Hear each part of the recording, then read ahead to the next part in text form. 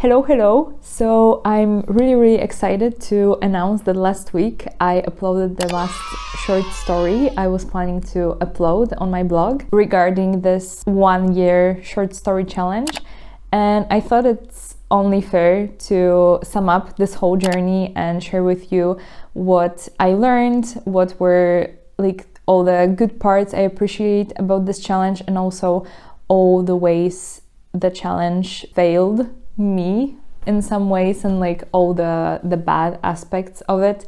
So if you're interested in this whole journey, then please join me for this video, and yeah, let's start.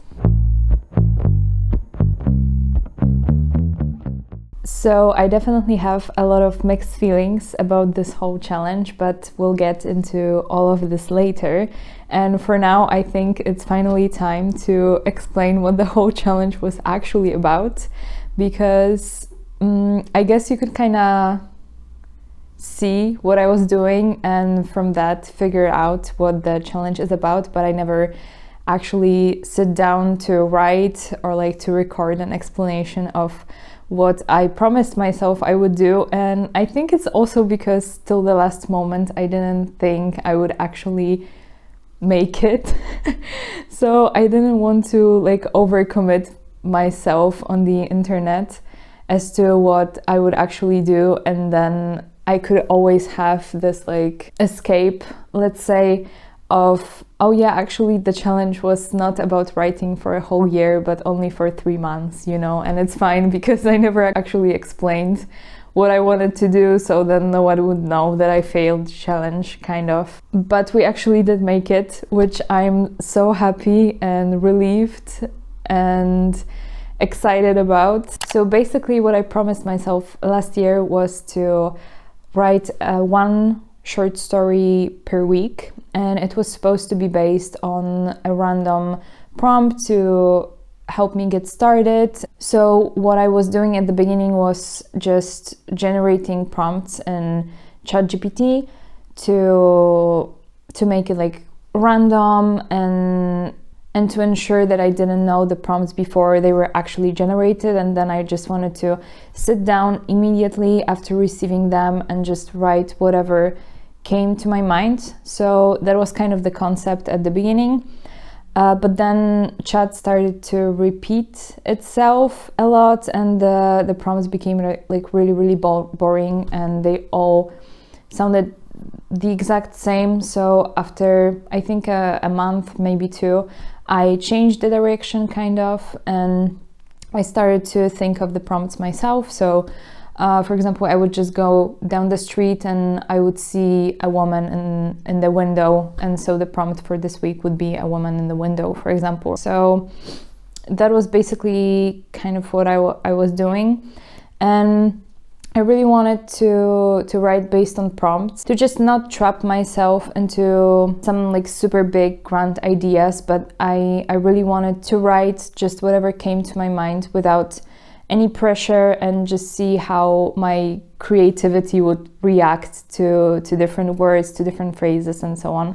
So basically that was like the core concept, the first layer of the challenge, but of course I wouldn't be me if I didn't add more layers. And so I didn't only want to write short stories for me, I also wanted to edit them and post them on my blog that I started last year.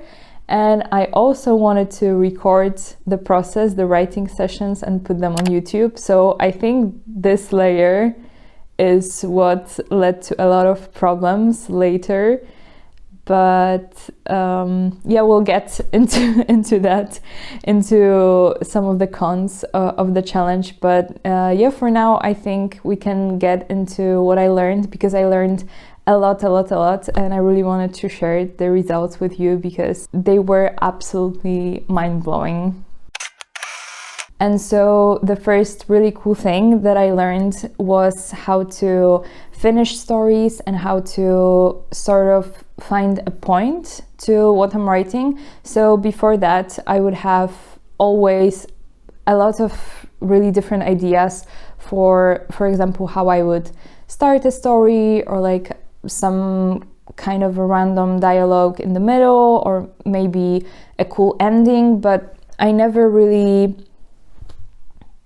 had the ability to put this into one coherent story, and I would just have these fragments and wouldn't really know how to go from there. And this challenge really motivated me to sit down and just start writing, and then figure out along the way how to tie different points in the story so that they would just make sense, you know, and it would just make sense to have this piece of writing as a full coherent story, let's say. So I don't really know how to explain that properly, but yeah, it's just exciting to see that now I can have like a short piece of something, a short piece of writing, like a few sentences or a dialogue, and now I can think of all the ways I could follow the characters, like the narrative, whatever, so that it would arrive to like a satisfying conclusion, let's say, and like to turn all those small fragments into a whole story. So that was very exciting, and yeah, I guess it's something you learn after writing like 52 plus pieces of writing. Yeah, how to make them sound like they are complete in a way. And another thing that's kind of connected with the first one is I'm really happy that I learned how to figure out why a certain story is not working. And for me, it was really closely connected to also learning how to feel emotions of the characters and of the story, and how to show these emotions through my writing. So for example, I had this one story, and it was about two different women who were preparing for a flight, but they have really completely different experiences. So one of them was super organized and she had everything prepared and she woke up and was basically ready to go.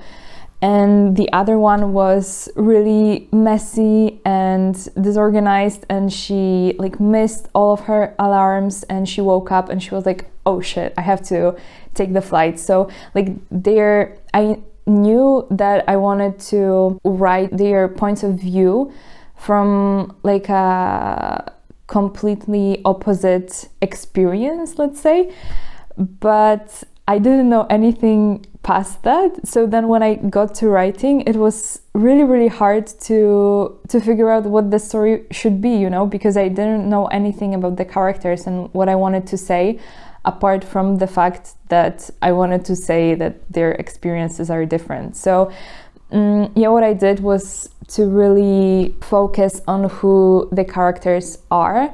And I don't mean like figuring out everything about them, but what's really helped me is, for example, to make a little mood board and draw what the messy character would look like, and figured out that she was an artist. She had like little paints all over her room, and it just gave her a life, you know, like in my eyes, I could relate to her more and kind of figure out what her experiences and what her memories would be, and what would make the story interesting from her point of view.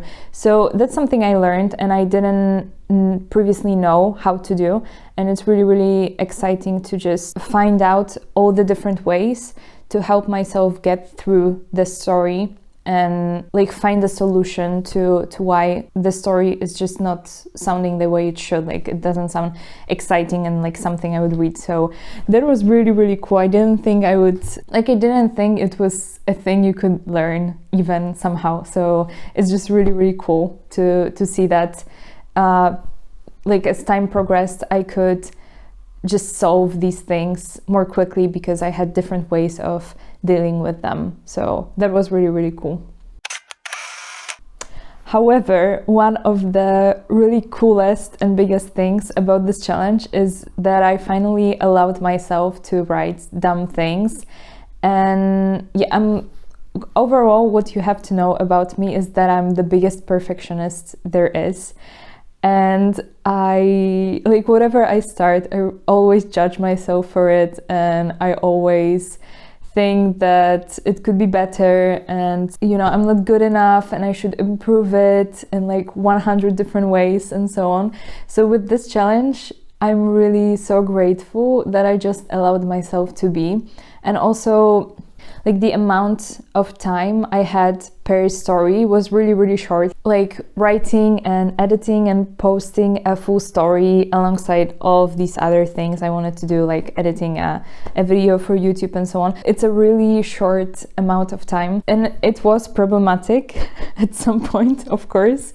But then it also allowed me not to overthink anything I was doing, and I was just like, okay, I need to get this done. And I wasn't really thinking, like, focusing that much on quality, but I'm still really happy with the quality of my work. But the tight deadlines really allowed me to free myself of all this overthinking, and I was just really focused more on doing than thinking about what I'm doing, and it was really so freeing.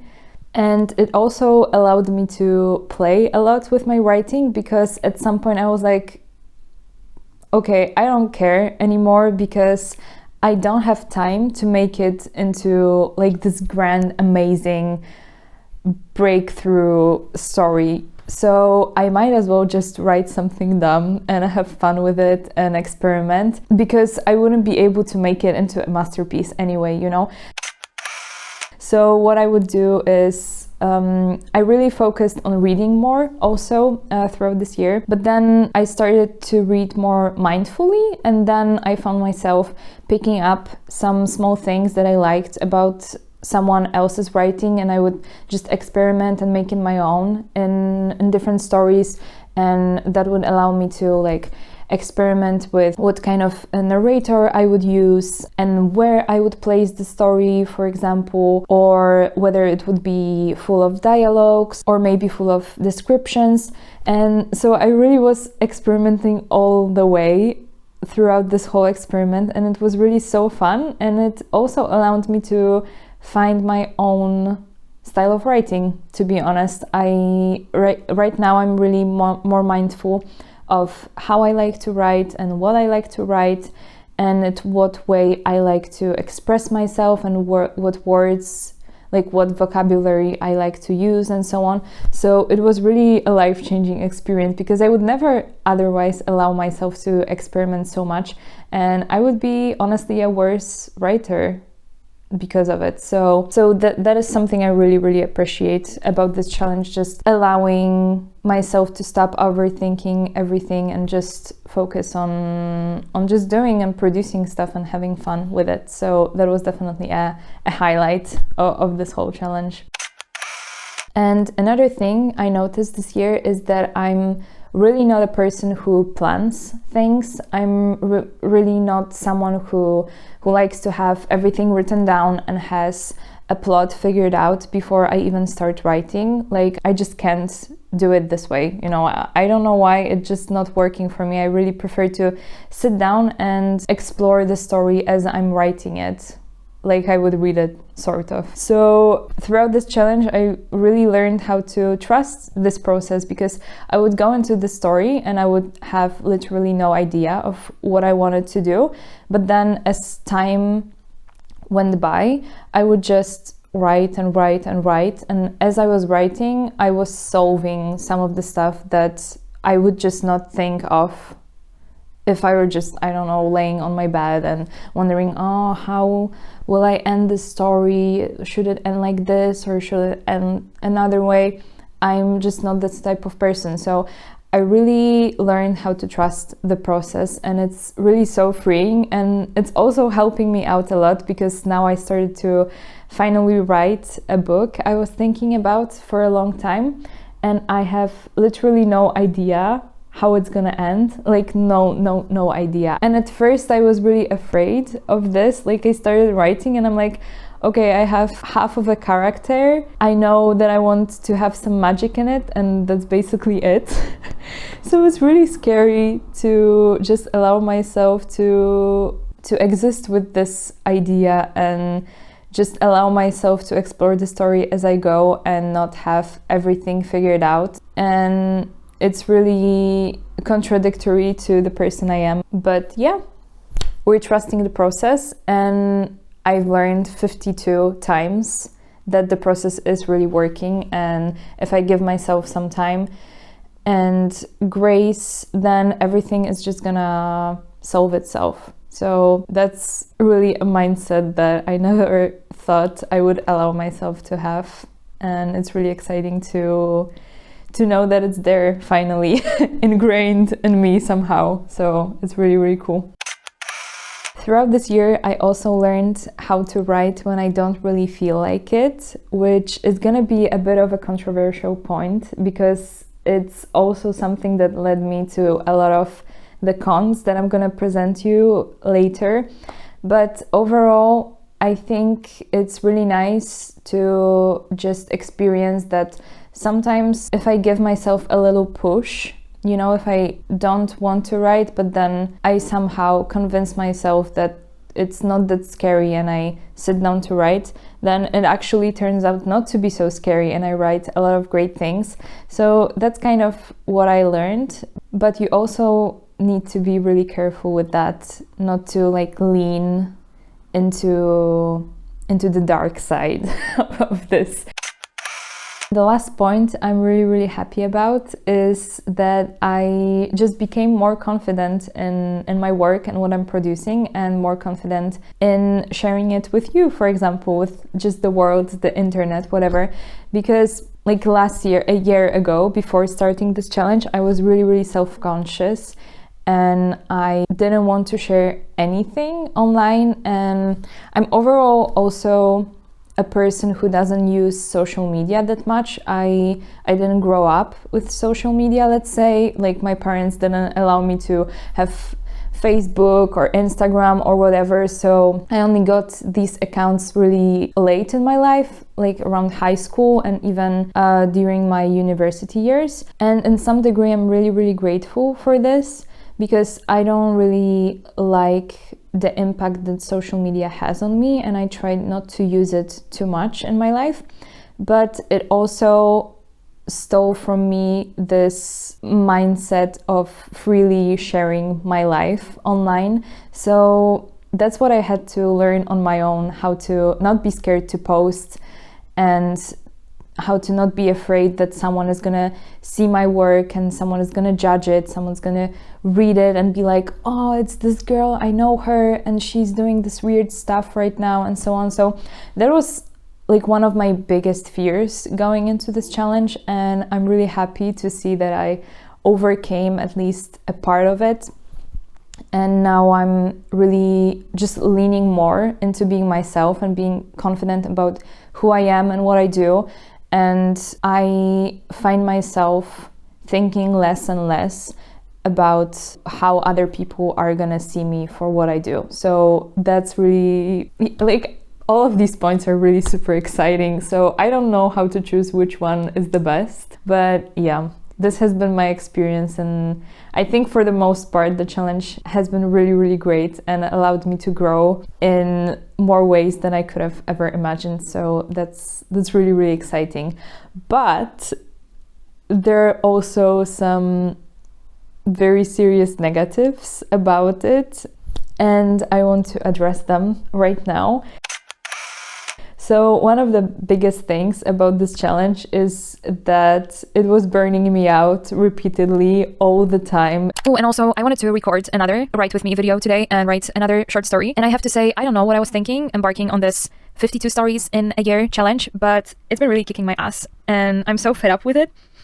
Like, don't get me wrong, I love writing and I love the story that come out of it, but I'm coming to my limit, I think, of pushing myself. I'm approaching it very, very rapidly and I don't know what to do about it. So I guess I'm just gonna sit on my ass and write it. But I thought for posterity, I will just record how much week 38 sucks. So see you when I'll see you. So I think going forward, these kind of challenges are really, really cool, but maybe for 2 or 3 months. Like, doing this for an entire year was definitely a crazy idea, and I will never ever think to repeat this kind of thing ever again in my life. So like, for a short term it was super, super cool and fun and so on, but then after like 2 or 3 months I would start to get just really tired of it, you know, of like, oh no, I have to sit down, I have to write another story, I have to edit another video for YouTube and so on. So like I grew in a lot of ways and I overcame that, but it was really, really burning me out like throughout the whole year. Like the mental load was just out of this world, to be honest. And you can't even imagine the relief I had when I realized that I just recorded my last writing session, that I just edited and posted the last story in this challenge. Like the relief was just, I don't have the words for it. Like right now I'm so much more free and like my head is just feels so light. Yeah, it's finished, we made it, but a big lesson for myself is to know the difference between pushing myself gently and working myself to exhaustion. I think the difference, like the line is really, really thin, and you need to really be gentle with yourself and just take care of yourself, because there's just one of you, there's just one of me. And if we keep burning ourselves out, then it's just not good. It's just not good. But that's the lesson I'm taking into the future, to be just more gentle with myself and not put myself in a situation when I have to do something for a really long period of time without allowing myself to get any sort of a break. And also committing myself to do things that I might change my mind about after some time. So I've also noticed that I really tend to gravitate towards different challenges, but then like they are designed to just spark your creativity and not to make you to write 50 books or like to create 50 fully fledged logos, because it just takes a lot of time and it just takes a lot of mental effort to do this. And yeah, and I really like these sort of challenges, but I always overcommit myself, and then I'm like, I don't want to leave this unfinished, but if I keep going, I will just burn out completely. So yeah, I really need to find a balance in this area of my life. But yeah, that's something I also learned, but that wasn't the best part of the challenge, definitely. And one last thing I wanted to mention is that, of course, it's really nice not to give myself too much time to overthink and to just focus on creating and not holding myself back. But at the same time, I really like to give my stories some space to grow and to give myself some space to think about them and to grow with them, to be honest, and to gain some experiences that will maybe later translate into the thing that I'm writing. And that's something this challenge didn't allow me to do. So I had to like finish the story each week, and I wouldn't really revisit them after some time. And that was fine and fun. But I also love to just give my stories some space, and I find that in some ways they are just more impactful because I put more time and thought into them. So I think it's not like there's nothing inherently wrong with either style of writing, and I just need to learn when to apply which one. So when is the time when I need to just do stuff and not overthink anything to move the story forward, and when should I give myself time to just let the story breathe for a while and just let myself float between the words and just exist with them and see how they grow naturally. So yeah, we will see. I think I had a solid start, and I'm slowly learning how to recognize that, but there's still some ways to improve, which is exciting also. Like, I wouldn't want to learn everything there is to learn already. Like, I want to explore how to write throughout my whole life, I think, and you really never stop learning things that you're passionate about. So that's pretty cool. And I think that's all I wanted to say when it comes to the summary of these 52 weeks of writing. It's been really exciting, but also really, really challenging and hard at times. And I burnt out a lot, but I really also learned so much. And overall, I'm just really, really grateful for this experience. And I think I took out more good things from it than bad. So that's all that matters. But even though the challenge is finished, the writing sessions are still on my channel. So if you want to revisit the challenge, or if you want to start it at your own time, then all 52 videos are available. And I found that it really helps to stay consistent in writing, and I'm definitely gonna use them, for example, with writing my book. So I encourage you to use them because they are for you, for me, and for us to just help us out on the writing journey. And you can either use the prompts that are featured on each video, but I also created new prompts for 2025. So feel free to follow whichever you want. And I think I'm gonna try to make a new prompt list every year, just to have a cool resource to play around with every year. So feel free to come back in a year, in 2 years, and hopefully this challenge will help you grow just as much as it helped me. And before we finish the video, I really want to thank all of you for being here and for all your comments and all your support. It really, really meant the world to receive some cool comments. It was just really, really amazing to see that some people are here, that you're here, and that we can just interact with each other, and that you just found me randomly and decided to join me on this ride. It's really an incredible feeling to know that there is someone on the other side of my phone. So thank you very much.